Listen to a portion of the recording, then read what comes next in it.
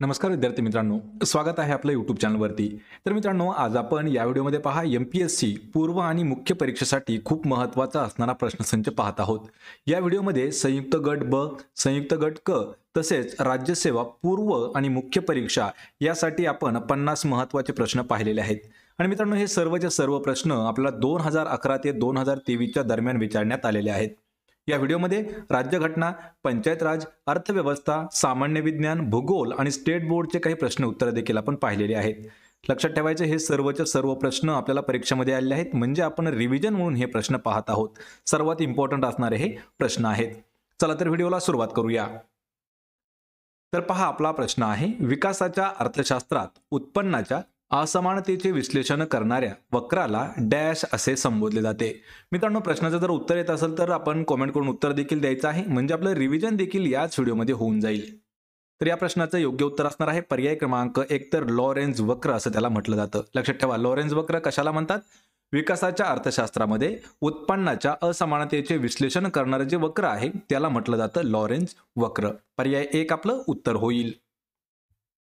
यानंतरचा प्रश्न आहे, खालीलपैकी कोणता घटक प्रादेशिक विषमतेचा प्रमुख निर्देशक आहे? पहा, प्रादेशिक विषमतेचा प्रमुख घटक कोणता आहे?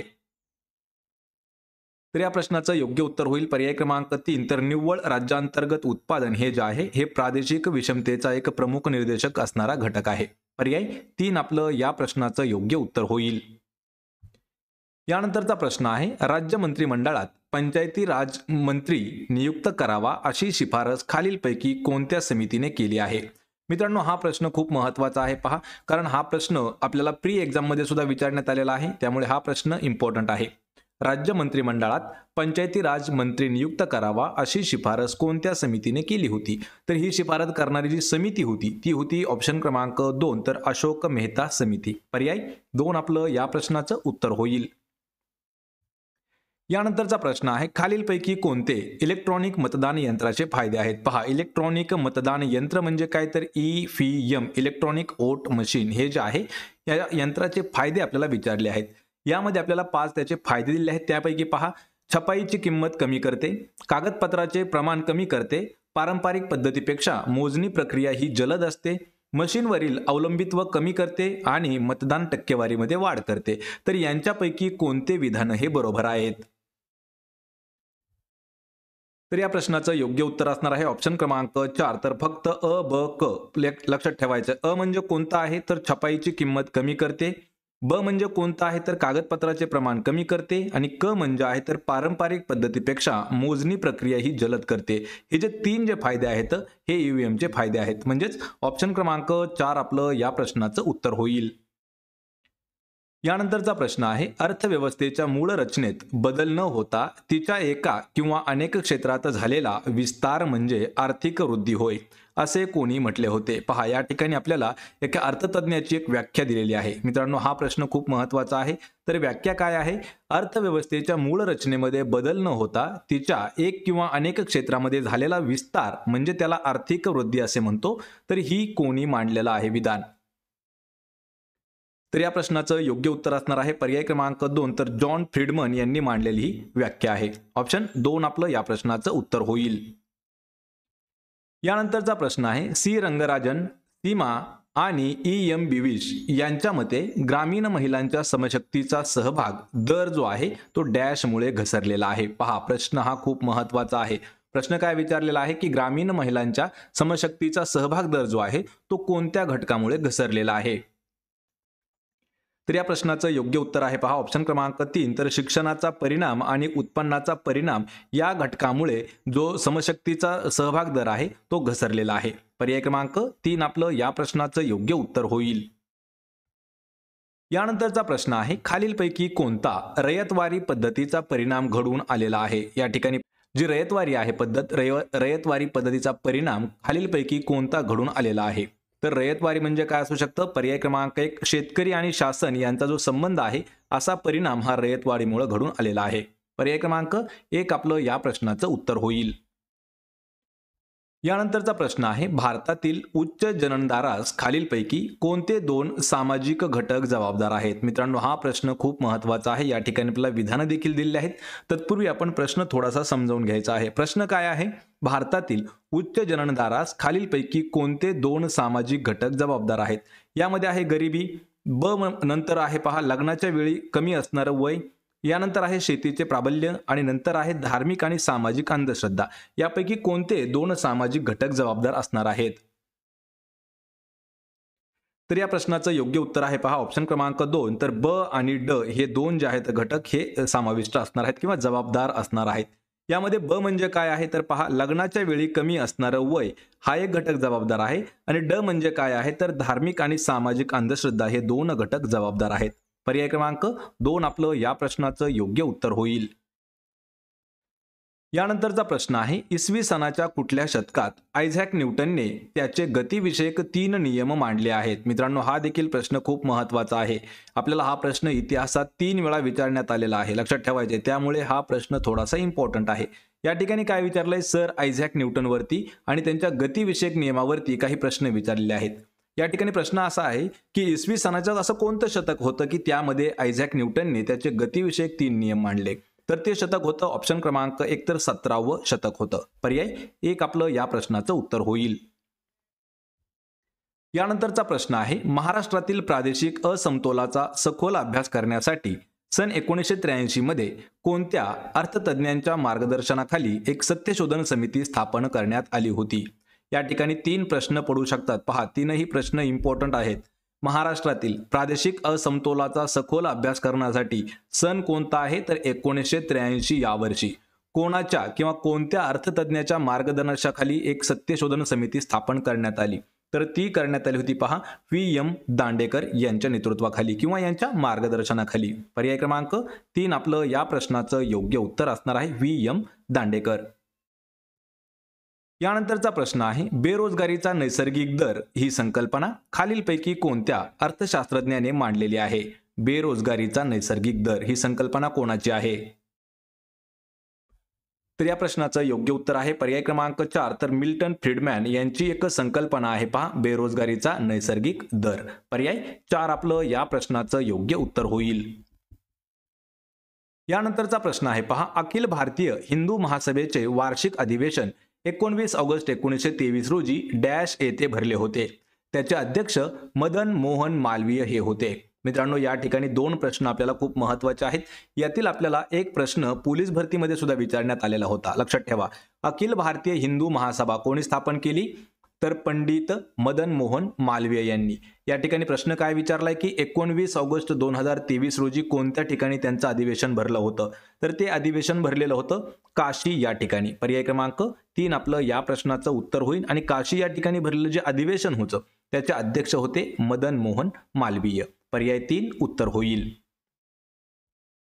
यानंतरचा प्रश्न आहे, भारताचे महान्यायवादी खालीलपैकी कोणते विधान सत्य आहे? हे जे 4 विधानं दिलेले आहेत त्यापैकी कोणते विधान बरोबर आहेत भारताच्या महान्यायवादी विषयी? तर यामध्ये विधान पहा, तर लोकसभेच्या कामकाजात सहभागी होऊ शकतात. ब विधान काय आहे? लोकसभेच्या समितीचे सदस्य होऊ शकतात. क आहे लोकसभेत बोलू शकतात आणि ड आहे लोकसभेत मतदान करू शकतात. यांच्यापैकी किती विधान हे बरोबर आहेत? तर या प्रश्नाचं योग्य उत्तर आहे ऑप्शन क्रमांक 4 फक्त अ, ब आणि क हे विधान सत्य आहेत. लक्षात ठेवायचं, अ मध्ये कोणतं आहे? लोकसभेतल्या कामकाजात सहभागी होऊ शकतात, बरोबर आहे. लोकसभेच्या समितीचे सदस्य होऊ शकतात हे देखील बरोबर आहे आणि लोकसभेमध्ये बोलू शकतात हे देखील बरोबर आहे. म्हणजेच ऑप्शन क्रमांक 4 आपलं या प्रश्नाचं उत्तर होईल. यानंतरचा प्रश्न आहे, वायूचे आकारमान त्याच्या दाबाच्या व्यस्त प्रमाणात असते. या सिद्धांताचे जनकत्व खालीलपैकी कोणाकडे जाईल? या ठिकाणी जनकत्व म्हणजे की हा जो सिद्धांत आहे, थेरम आहे, याचा शोध कोणी लावला आहे असा आपल्याला प्रश्न विचारण्यात आलेला आहे. या ठिकाणी सिद्धांत पहा कोणता आहे? वायूचे आकारमान त्याच्या दाबाच्या व्यस्त प्रमाणात असते. तर हा सिद्धांत कोणाचा आहे? या प्रश्नाचं अचूक उत्तर असणार आहे पर्याय क्रमांक 2 तर रॉबर्ट बॉईल यांचा हा सिद्धांत आहे. मित्रांनो, सिद्धांत परत एक वेळा लक्षात ठेवा, वायूचे आकारमान त्याच्या दाबाच्या व्यस्त प्रमाणात असते. पर्याय 2 आपलं या प्रश्नाचं योग्य उत्तर होईल. यानंतरचा प्रश्न आहे, 2011-2012 याच्या आकडेवारीनुसार खालीलपैकी डॅश क्षेत्राने भारतीयांना अधिक रोजगार पुरवलेला आहे. या ठिकाणी 2011-12चा प्रश्न आपण मुद्दाम घेतलेला आहे पहा मित्रांनो. तर 2011-2012च्या आकडेवारीनुसार कोणतं असं क्षेत्र आहे की त्या क्षेत्राने सर्वाधिक जास्त रोजगार जो आहे तो पुरवला आहे. तर या प्रश्नाचं योग्य उत्तर आहे पर्याय क्रमांक 3. तर शेती व शेती संबंधित जे उपक्रम आहेत या हे जे क्षेत्र आहे या क्षेत्राने सर्वाधिक जास्त जो रोजगार आहे 2011-2012च्या काळामध्ये पुरवलेला आहे. पर्याय 3 आपलं या प्रश्नाचं योग्य उत्तर होईल. यानंतरचा प्रश्न आहे रोजगार पुरवणारी खालीलपैकी कोणती योजना विशेषतः दुष्काळग्रस्त भागांसाठी सुरू करण्यात आली होती. मित्रांनो हा देखील प्रश्न खूप महत्त्वाचा आहे. तर आपल्या भारतामध्ये दुष्काळग्रस्त भागांसाठी एक योजना सुरू केली होती. त्या योजनेचं उद्दिष्ट काय होतं तर रोजगार त्यांना पुरवण्यात यावा. तर ही जी आहे ही कोणत्या दुष्काळग्रस्त भागांसाठी सुरू केलेली योजना कोणती होती. तर या प्रश्नाचं योग्य उत्तर आहे पर्याय क्रमांक 2. तर रोजगार हमी योजना ही जी योजना आहे ही दुष्काळग्रस्त भागांसाठी सुरू केलेली योजना होती. पर्याय 2 आपलं या प्रश्नाचं योग्य उत्तर होईल. यानंतरचा प्रश्न आहे विनायक सावरकर, त्र्यंबकराव म्हसकर आणि रावजी कृष्णा यांनी नाशिक या ठिकाणी प्रथम कोणती संस्था स्थापन केली होती. पहा आपण संस्था म्हणू शकतो किंवा आपल्याला एक वेळा प्रश्न हा संघटना देखील आलेला होता. त्यामुळे हा प्रश्न थोडासा इम्पॉर्टंट आहे. विनायक सावरकर म्हणजे कोण तर विदा सावरकर, त्यांनाच आपण म्हणतो विनायक दामोदर सावरकर. त्यांच्यासोबत त्र्यंबकराव म्हसकर आणि रावजी कृष्णा या तिघांनी मिळून नाशिक या ठिकाणी पहिल्यांदा एक संस्था स्थापन केली होती. तर त्या संस्थेचं नाव काय आहे. तर ती संस्था होती ऑप्शन क्रमांक 2 राष्ट्रभक्त समूह. पर्याय 2 आपलं या प्रश्नाचं उत्तर होईल. यानंतरचा प्रश्न आहे भारत निर्माणच्या कार्यसूचीत पुढील बाबींचा समावेश आहे. यामध्ये बाबी पहा पाणी पुरवठा, गृहनिर्माण, रस्ते बांधणी आणि बंदर बांधणी यापैकी कोणत्या बाबींचा समावेश जो आहे तो भारत निर्माणाच्या कार्यसूचीमध्ये केला जातो.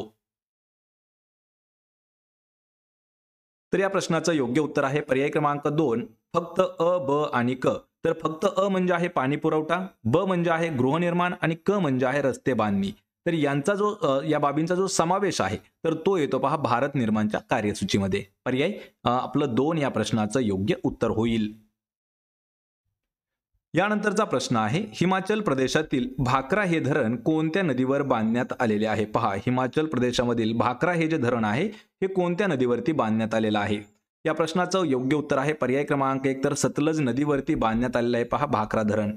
मित्रांनो यावरती आपल्याला 2 प्रश्न विचारण्यात आले होते आणि दोन्ही प्रश्न आपल्याला वनरक्षक भरतीसाठी सुद्धा विचारण्यात आले होते.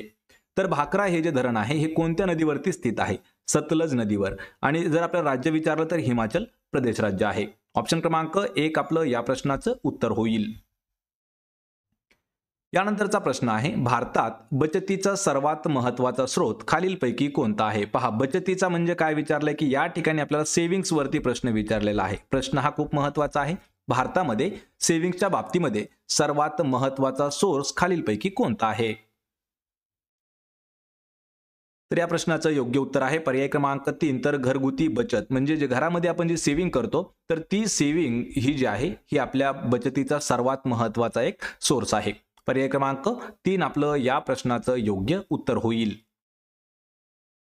यानंतरचा प्रश्न आहे खालीलपैकी कोणता घटक भारतातील सुशिक्षित बेरोजगारीला जबाबदार आहे. पहा सुशिक्षित बेरोजगारीला जबाबदार असणारा घटक खालीलपैकी कोणता आहे. तर या प्रश्नाचं योग्य उत्तर आहे पर्याय क्रमांक 4 तर वरील पैकी सर्व. मित्रांनो हा प्रश्न खूप महत्त्वाचा आहे. पहा आपल्याला जर PDF डाउनलोड करायची असेल तर डिस्क्रिप्शनमध्ये आपण टेलिग्राम चॅनलची लिंक दिलेली आहे. त्याला जाऊन आपण जॉईन करा म्हणजे त्या ठिकाणी आपली PDF या व्हिडिओची दिलेली आहे. या ठिकाणी काय विचारलंय सुशिक्षित बेरोजगारीला जबाबदार असणारा घटक वरीलपैकी सर्व आहेत म्हणजे कोणता आहे. सदोष शैक्षणिक पद्धती ही देखील जबाबदार असणारा घटक आहे. अपुरे विकास नियोजन हे देखील जबाबदार आहे.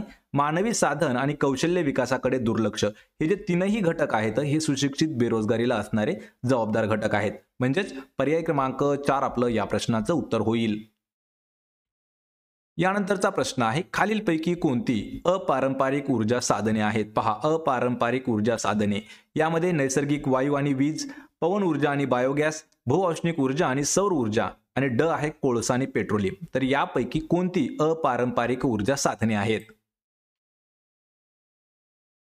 तर या प्रश्नाचं योग्य उत्तर आहे पर्याय क्रमांक 2 ब आणि क। तर ब म्हणजे काय आहे पहा पवन ऊर्जा आणि बायोगॅस, आणि क म्हणजे आहे पहा भूऔष्णिक ऊर्जा आणि सौर ऊर्जा। हे जे दोन घटक आहेत हे अपारंपरिक ऊर्जा साधने आहेत। पर्याय क्रमांक 2 आपलं या प्रश्नाचं योग्य उत्तर होईल। यानंतरचा प्रश्न आहे पायाभूत सुविधांमध्ये डॅश हा या क्षेत्रातील गुंतवणुकीचा एक महत्त्वाचा स्रोत आहे। मित्रांनो प्रश्न खूप महत्त्वाचा आहे, प्रश्न परत एक वेळा पहा।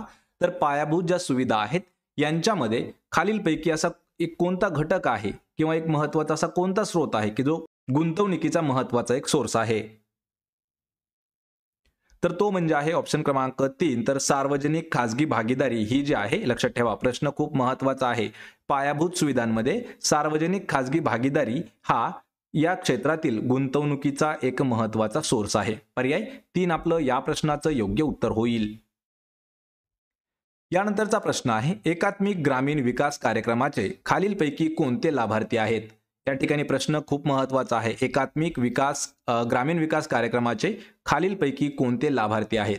आणि परत एक काय दिलाय की खालील कोणतं विधान बरोबर आहे आपल्याला विचारलं आहे। यामध्ये अल्पभूधारक शेतकरी, अत्य अल्पभूधारक शेतकरी, भूमिहीन शेतकरी आणि मोठे शेतकरी यांच्यापैकी कोणते लाभार्थी आहेत? आणि या ठिकाणचे आपल्याला विधान कोणते बरोबर आहेत हे सांगायचं आहे। तर या प्रश्नाचं योग्य उत्तर आहे पहा ऑप्शन क्रमांक 3 अ, ब आणि क हे उत्तर आपलं असणार आहे। अ म्हणजे काय आहे पहा अल्पभूधारक शेतकरी, ब म्हणजे काय आहे पहा अत्य अल्पभूधारक शेतकरी, आणि क म्हणजे आहे काय तर भूमिहीन शेतकरी। हे जे तीन आहेत हे तीन लाभार्थी एकात्मिक ग्रामीण विकास कार्यक्रमासाठी लाभार्थी ठरू शकतात आणि यामध्ये दिलेले हे तीनही विधानं बरोबर आहेत। म्हणजेच ऑप्शन क्रमांक 3 आपलं या प्रश्नाचं उत्तर होईल। यानंतरचा प्रश्न आहे आर्थिक वृद्धीची श्रेणी, दरडोई उत्पन्नाचा आकार आणि डॅश यामध्ये प्रत्यक्ष सहसंबंध आहे। पहा या ठिकाणी आपल्याला सहसंबंध विचारलेला आहे। सहसंबंधावरती आपल्याला प्रश्न विचारण्यात आला होता। मित्रांनो हा प्रश्न आपल्याला 2019 ला STI मेन्स साठी विचारण्यात आला होता। आर्थिक वृद्धीची श्रेणी, दरडोई उत्पन्नाचा आकार आणि डॅश यामध्ये प्रत्यक्ष सहसंबंध आहे। तर याचं उत्तर काय असणार आहे?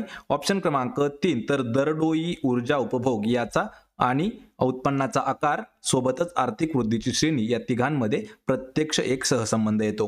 पर्याय क्रमांक 3 आपलं या प्रश्नाचं योग्य उत्तर असणार आहे। यानंतरचा प्रश्न आहे भारत सरकारने मार्च 1950 मध्ये नियोजन आयोगाची स्थापना कोणाच्या अध्यक्षतेखाली केली होती? या ठिकाणी आपल्याला दोन प्रश्न विचारण्यात येतात पहा मित्रांनो। नियोजन आयोगाची स्थापना कधी झाली तर ती झाली पहा मार्च 1950 या वर्षी, आणि ती कोणाच्या अध्यक्षतेखाली करण्यात आली होती? तर ती करण्यात आली होती पर्याय क्रमांक 2 तर पंडित जवाहरलाल नेहरू यांच्या अध्यक्षतेखाली 1950 या वर्षी मार्च 1950 मध्ये नियोजन आयोगाची स्थापना करण्यात आली होती। 2 आपलं या प्रश्नाचं योग्य उत्तर होईल। यानंतरचा प्रश्न आहे 73वी व 74वी घटना दुरुस्तीचा डॅश कलमाशी जवळचा संबंध आहे। या ठिकाणी आपल्याला दोन घटना दुरुस्ती दिलेल्या आहेत 73 आणि 74। या ज्या दोन घटना दुरुस्ती आहेत तर यांचा कोणत्या कलमाशी जवळचा संबंध येतो? तर या प्रश्नाचं योग्य उत्तर आहे पर्याय क्रमांक 1 तर कलम 243। लक्षात ठेवा कलम 243 या कलमाशी संबंध आहे पहा 73 आणि 74व्या घटना दुरुस्तीचा। पर्याय 1 आपलं या प्रश्नाचं उत्तर होईल। यानंतरचा प्रश्न आहे भारतामध्ये 74व्या घटना दुरुस्ती कायद्याची अंमलबजावणी कधी करण्यात आलेली आहे? मित्रांनो हा प्रश्न खूप महत्त्वाचा आहे आणि हा प्रश्न आपल्याला पोलीस भरतीमध्ये सुद्धा विचारण्यात आला होता। हा प्रश्न आपल्याला वनरक्षक भरतीमध्ये सुद्धा विचारण्यात आलेला आहे। भारतामध्ये 74वी जी घटना दुरुस्ती झाली तर घटना दुरुस्ती कायद्याची जी अंमलबजावणी आहे ही कधी करण्यात आली होती? या प्रश्नाचं उत्तर आहे पर्याय क्रमांक 2 तर 1 जून 1993 या दिवशी करण्यात आली आहे पहा 74व्या घटना दुरुस्ती कायद्याची अंमलबजावणी। पर्याय 2 आपलं या प्रश्नाचं उत्तर होईल। यानंतरचा प्रश्न आहे केंद्रीय करांची राज्यामध्ये करावी लागणारी विभागणी डॅश घटकावरती आधारित आहे। यामध्ये 4 घटक आपल्याला दिले आहेत त्यापैकी पहा राज्यांची लोकसंख्या आणि राज्यांची भूक्षेत्र, राज्यांचा कर उत्पन्नातील सहभाग, शैक्षणिक सुविधांची उपलब्धता आणि रोजगार संधीचे प्रमाण हे जे आहेत हे महत्त्वाचे घटक आहेत आणि या घटकावर आधारित केंद्रीय करांची राज्यामध्ये करावी लागणारी विभागणी दिलेली आहे। त्यापैकी कोणते कर आहेत? तर या प्रश्नाचं योग्य उत्तर आहे पहा पर्याय क्रमांक 2 अ आणि ब. अ म्हणजे काय आहे पहा, राज्यांची लोकसंख्या आणि राज्याचे भूक्षेत्र. आणि ब म्हणजे काय आहे, तर राज्यांचा कर आणि उत्पन्नातील सहभाग या घटकावरती आधारित आहे केंद्रीय करांची राज्यामध्ये करावी लागणारी विभागणी. पर्याय 2 आपलं या प्रश्नाचं योग्य उत्तर होईल. यानंतरचा प्रश्न आहे, राष्ट्रीय नमुना सर्वेक्षण संस्थेने मांडलेल्या खालीलपैकी संज्ञांपैकी किंवा खालील संज्ञांपैकी कोणती संज्ञा तीव्र म्हणजेच काय तर क्रोनिक बेरोजगारी दर्शवते. पहा यामध्ये काही आपल्याला संज्ञा दिलेल्या आहेत, त्यापैकी काय विचारलंय की तीव्र म्हणजेच काय तर क्रोनिक बेरोजगारी दर्शवते. तर या प्रश्नाचं योग्य उत्तर आहे पर्याय क्रमांक 3 तर नित्य स्थिती बेरोजगारी ही जी आहे ही क्रोनिक बेरोजगारी म्हणून दर्शवत आहे. पर्याय 3 आपलं या प्रश्नाचं योग्य उत्तर होईल. यानंतरचा प्रश्न आहे, खालीलपैकी कोणत्या घटकाचा भारताच्या आर्थिक नियोजनाच्या दीर्घकालीन उद्दिष्टांमध्ये समावेश होतो. मित्रांनो हा प्रश्न खूप महत्वाचा आहे पहा. तर खालीलपैकी असं कोणता घटक आहे की त्या घटकाचा भारताच्या आर्थिक नियोजनाच्या दीर्घकालीन उद्दिष्टांमध्ये समावेश करण्यात आलेला आहे. तर या प्रश्नाचं उत्तर आहे ऑप्शन क्रमांक 4 तर वरीलपैकी सर्व. यामध्ये पहा स्वयंपूर्णता, आर्थिक विषमता कमी करणे, या ठिकाणी स्वयंपूर्णता वेगळा आहे आणि आर्थिक विषमता कमी करणे हे वेगळं आहे. आणि दारिद्र्य निर्मूलन या तीनही जे उद्दिष्ट आहेत यांचा समावेश होतो. पर्याय 4 आपलं या प्रश्नाचं उत्तर होईल. यानंतरचा प्रश्न आहे, महाराष्ट्रात शेतजमीन धारणेची कमाल मर्यादा हा कायदा कधी मंजूर करण्यात आलेला आहे. मित्रांनो हा प्रश्न देखील खूप महत्वाचा आहे पहा. या ठिकाणी काय विचारलंय आपल्याला, शेतजमीन धारणेची कमाल मर्यादा हा जो कायदा आहे तो कधी मंजूर करण्यात आला. तर तो करण्यात आलेला आहे पर्याय क्रमांक 2 तर 1961 या वर्षी शेतजमीन धारणेची कमाल मर्यादा कायदा जो आहे तो मंजूर करण्यात आलेला आहे. पर्याय क्रमांक 2 आपलं या प्रश्नाचं योग्य उत्तर होईल. यानंतरचा प्रश्न आहे, खालीलपैकी कोणती उत्तम अर्थसंकल्प बनवण्याची तत्वे आहेत. पहा उत्तम अर्थसंकल्प बनवण्याची तत्वे कोणती आहेत.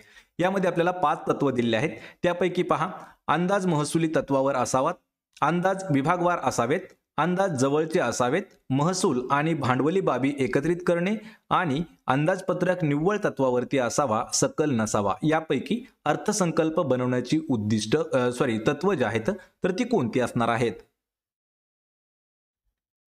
तर या प्रश्नाचं योग्य उत्तर आहे पर्याय क्रमांक 3 ब आणि क. ब म्हणजे काय आहे पहा, अंदाज विभागवार असावेत आणि क म्हणजे काय आहे तर अंदाज जवळचे असावेत. हे जे 2 तत्व आहेत हे उत्तम अर्थसंकल्प बनवण्याची तत्वे आहेत. पर्याय 3 आपलं या प्रश्नाचं योग्य उत्तर होईल. यानंतरचा प्रश्न आहे, कोणत्या समितीच्या शिफारशीनुसार मूलभूत कर्तव्यांचा समावेश करण्यात आलेला आहे. या ठिकाणी मूलभूत कर्तव्यांशी संबंधित असणारा हा प्रश्न आहे. तर खालीलपैकी अशी कोणती समिती आहे की त्या समितीने केलेल्या शिफारशीनुसार मूलभूत कर्तव्य यांचा समावेश केला गेला. तर या प्रश्नाचं योग्य उत्तर आहे पर्याय क्रमांक 3 स्वर्णसिंग समितीच्या शिफारशीनुसार मूलभूत कर्तव्यांचा समावेश हा करण्यात आलेला आहे. पर्याय क्रमांक 3 आपलं या प्रश्नाचं उत्तर होईल. यानंतरचा प्रश्न आहे, राष्ट्रीय उत्पन्नाच्या मोजणीची खालीलपैकी कोणती पद्धत अर्थव्यवस्थेतील विविध क्षेत्रांचे तुलनात्मक महत्त्व प्रकट करते. मित्रांनो प्रश्न इम्पॉर्टंट आहे. प्रश्न परत एक वेळा वाचतो, प्रश्न परत समजावून घ्या. राष्ट्रीय उत्पन्नाच्या मोजणीची खालीलपैकी कोणती अशी एक पद्धत आहे जी अर्थव्यवस्थेतील विविध क्षेत्रांचे तुलनात्मक महत्त्व प्रकट करते. तर या प्रश्नाचं योग्य उत्तर असणार आहे पहा ऑप्शन क्रमांक 1 तर उत्पादन पद्धत हे आपलं उत्तर होईल. पर्याय क्रमांक 1 उत्तर असेल. यानंतरचा प्रश्न आहे, भारतातील स्थूल राष्ट्रीय उत्पादन वाढीचा दर डॅश योजनेत सर्वात कमी होता. पहा या ठिकाणी आपल्याला पंचवार्षिक योजनेवरती प्रश्न विचारलेला आहे पहा. तर भारतातील स्थूल राष्ट्रीय उत्पादन वाढीचा दर कोणत्या योजनेमध्ये सर्वात कमी होता. तर या प्रश्नाचं योग्य उत्तर आहे ऑप्शन क्रमांक 4 तर तिसरी पंचवार्षिक योजना जी झाली तर तिसऱ्या पंचवार्षिक योजनेमध्ये भारतातील जे स्थूल राष्ट्रीय उत्पादन आहे त्याच्या वाढीचा दर जो आहे तो कमी होता. पर्याय 4 आपलं या प्रश्नाचं योग्य उत्तर होईल. यानंतरचा प्रश्न आहे, जर लोकसभेचे सभापती आणि उपसभापती दोघेही उपस्थित नसतील तर संसदेच्या संयुक्त बैठकीच्या अध्यक्षस्थानी कोण असतात. प्रश्न हा खूप महत्वाचा आहे. हा प्रश्न आपल्याला TCS पॅटर्न मध्ये सुद्धा विचारण्यात आला होता पहा तलाठी भरतीसाठी. प्रश्न परत एकदा लक्षात ठेवा, जर लोकसभेचे सभापती आणि उपसभापती दोघंही जर गैरहजर असतील तर संसदेच्या संयुक्त बैठकीच्या अध्यक्षस्थानावरती कोण असतो? तर या प्रश्नाचं योग्य उत्तर आहे पर्याय क्रमांक 2. तर राज्यसभेचे उपाध्यक्ष हे जे आहेत हे संसदेच्या संयुक्त बैठकीच्या अध्यक्षस्थानी असतात. कधी असतात? ज्यावेळी लोकसभेचे सभापती आणि उपसभापती दोघंही जर गैरहजर असतील तर. पर्याय 2 आपलं या प्रश्नाचं योग्य उत्तर होईल. यानंतरचा प्रश्न आहे सरकारिया कमिशन खालीलपैकी कशाशी संबंधित आहे? पहा, सरकारिया कमिशन हे जे आहे हे कोणत्या घटनेशी संबंधित आहे? यामध्ये पहा काय आहे, केंद्र राज्य संबंध, निवडणूक सुधारणा, बँकिंग व वित्तीय विभाग यापैकी कोणत्या घटकाशी संबंधित आहे? तर या प्रश्नाचं योग्य उत्तर आहे पहा पर्याय क्रमांक 1. तर फक्त अ म्हणजे काय आहे? तर केंद्र राज्य संबंध याची संबंधित आहे पहा सरकारिया कमिशन. पर्याय क्रमांक 1 आपलं उत्तर होईल. यानंतरचा प्रश्न आहे कोणत्या वर्षी 6 ते 14 वयोगटातील बालकांना प्राथमिक शिक्षण म्हणजे इयत्ता 1 ते 8वी सक्तीचे व मोफत मिळण्यासंबंधीचा कायदा मंजूर करण्यात आला होता किंवा कायदा करण्यात आला होता? या ठिकाणी मित्रांनो खूप महत्त्वाचा आहे पहा, कोणत्या 6 ते 14 वयोगटातील बालकांना प्राथमिक शिक्षण सक्तीचा आणि मोफत मिळवण्यासंबंधीचा कायदा कोणत्या वर्षी किंवा कधीचा आहे? तर या प्रश्नाचं अचूक उत्तर आहे पहा ऑप्शन क्रमांक 4. तर जे वर्ष आहे ते 2002चं वर्ष आहे की त्या 2002 या वर्षी करण्यात आलेलं आहे पहा इयत्ता 1 ते 8वीच्या विद्यार्थ्यांना सक्तीचं आणि मोफत शिक्षण. पर्याय 4 आपलं या प्रश्नाचं योग्य उत्तर होईल. यानंतरचा प्रश्न आहे केंद्रीय सांख्यिकीय संघटनेनुसार सेवा क्षेत्रांच्या वर्गीकरणात खालीलपैकी कोणत्या क्षेत्राचा समावेश होत नाही? पहा, शेवटचा शब्द आहे नाही, त्यावरून पूर्ण वाक्य हे चेंज होत आहे. प्रश्न परत एक वेळा पहा, केंद्रीय सांख्यिकीय संघटनेनुसार सेवा क्षेत्रांच्या वर्गीकरणामध्ये खालीलपैकी कोणतं असं क्षेत्र आहे की त्याचा समावेश होत नाही? आणि ते क्षेत्र मित्रांनो कोणतं आहे आपल्याला कमेंट करून सांगायचं आहे. खूप महत्त्वाचा हा प्रश्न आहे. तर या प्रश्नाचं उत्तर असणार आहे पर्याय क्रमांक 4. वरील पैकी काहीही नाही. म्हणजे यामध्ये कोणतंही जे ऑप्शन आहे ते ऑप्शन येत नाही. म्हणजेच पर्याय क्रमांक 4 आपलं या प्रश्नाचं उत्तर होईल. यानंतरचा प्रश्न आहे 10व्या पंचवार्षिक योजनेत एकूण खर्चाच्या 22.8% वाटपासह डॅश क्षेत्र हे दुसऱ्या क्रमांकावरती होतं. काय विचारलं आपल्याला? 10वी पंचवार्षिक योजना. पहा, 10व्या पंचवार्षिक योजनेवरचा आधारित प्रश्न आहे. तर एकूण खर्चाच्या किती विचारलंय? 22.8% वाटपासह कोणतं असं क्षेत्र आहे ते दुसऱ्या क्रमांकावरती होतं? तर त्यामध्ये आहे पहा सामाजिक सेवा क्षेत्र. पर्याय क्रमांक 2 आपलं या प्रश्नाचं योग्य उत्तर होईल. यानंतरचा प्रश्न आहे विधेयक वादग्रस्त असल्यास किंवा गुंतागुंतीचे असल्यास ते कोणत्या समितीकडे विचारार्थ पाठविले जाते? प्रश्न हा देखील थोडासा इम्पॉर्टंट आहे. विधेयक ज्यावेळी वादग्रस्त असतं किंवा थोडंसं कॉम्प्लिकेटेड असतं तर त्यावेळी अशी एक समिती आहे की त्या समितीकडे त्याला पाठवलं जातं त्यावरती विचार करण्यासाठी. ती समिती कोणती आहे? तर या प्रश्नाचं उत्तर आहे पर्याय क्रमांक 3. तर संयुक्त समितीकडे ते पाठवलं जातं. पर्याय 3 आपलं उत्तर होईल. यानंतरचा प्रश्न आहे खालीलपैकी कोणती समिती किंवा कोणता आयोग आहे जे केंद्र राज्य संबंधाबाबत शिफारशी केल्या? यामध्ये आपल्याला खाली दिलेले जे काही पर्याय आहेत त्यापैकी योग्य पर्याय आपल्याला निवडायचा आहे. तर या प्रश्नाचं योग्य उत्तर आहे पहा पर्याय क्रमांक 2 अ आणि ब. अ म्हणजे कोणता आहे पहा राजमन्नार समिती आणि ब म्हणजे कोणते आहे तर सरकारिया समिती. ह्या ज्या 2 समित्या आहेत तर ह्या केंद्र आणि राज्य संबंधाबाबत शिफारशी करतात. पर्याय 2 आपलं या प्रश्नाचं योग्य उत्तर होईल. यानंतरचा प्रश्न आहे खालीलपैकी कोणत्या समित्यांमध्ये संसदेच्या दोन्ही सभागृहांच्या प्रतिनिधित्वांचा समावेश करण्यात आलेला आहे? या ठिकाणी पहा पहिला काय आहे अनुसूचित जाती अनुसूचित जमाती यांच्या कल्याणासाठी समिती. नंतर काय आहे महिला सबलीकरण समिती. यानंतर आहे कामकाज सल्लागार समिती आणि यानंतर आहे विशेषाधिकार समिती. तर यापैकी काय विचारले की कोणत्या समित्यांमध्ये संसदेच्या दोन्ही सभागृहांच्या प्रतिनिधींचा समावेश केला जातो? तर या प्रश्नाचं योग्य उत्तर आहे पर्याय क्रमांक 4. तर फक्त अ आणि ब. तर फक्त अ म्हणजे काय आहे अनुसूचित जाती व अनुसूचित जमाती यांच्या कल्याणासाठीची समिती आणि ब म्हणजे काय आहे तर महिला सबलीकरण समिती. या दोनही समित्यांमध्ये संसदेच्या दोन्ही सभागृहांच्या प्रतिनिधींचा समावेश असतो। पर्याय 4 आपलं या प्रश्नाचं योग्य उत्तर होईल। यानंतरचा प्रश्न आहे, उपभोगावर आधारित राष्ट्रीय उत्पन्नाची व्याख्या खालीलपैकी कोणी मांडली होती? मित्रांनो, या ठिकाणी आपल्याला अर्थशास्त्रावरती एक प्रश्न विचारलाय आणि प्रत्येकाची व्याख्या ही वेगवेगळी असते। त्या ठिकाणी विचारलंय काय, उपभोगावर आधारित राष्ट्रीय उत्पन्नाची व्याख्या ही जी आहे ही कोणी मांडली होती? तर या प्रश्नाचं उत्तर काय असणार आहे? पर्याय क्रमांक 3 तर प्रोफेसर फिशर हे जे आहेत यांनी मांडलेली व्याख्या होती उपभोगावर आधारित राष्ट्रीय उत्पन्न जे आहे त्याची व्याख्या। पर्याय क्रमांक 3 आपलं या प्रश्नाचं उत्तर होईल। यानंतरचा प्रश्न आहे, दुसऱ्या पंचवार्षिक योजनेत आखणीमध्ये महालनोबिस प्रतिमानात डॅश यावर भर दिलेला होता। मित्रांनो, प्रश्न हा देखील महत्त्वाचा आहे। दुसरी जी पंचवार्षिक योजना होती त्याच्या आखणीमध्ये महालनोबिस प्रतिमानामध्ये कोणत्या घटकावरती जास्त भर दिलेला होता? तर या प्रश्नाचं अचूक उत्तर काय असणार आहे? पर्याय क्रमांक 4 तर भांडवली वस्तू आणि गुंतवणूक वस्तू यांच्यावरती अधिक भर दिलेला होता दुसऱ्या पंचवार्षिक योजनेच्या आखणीमध्ये। पर्याय क्रमांक 4 आपलं या प्रश्नाचं उत्तर होईल।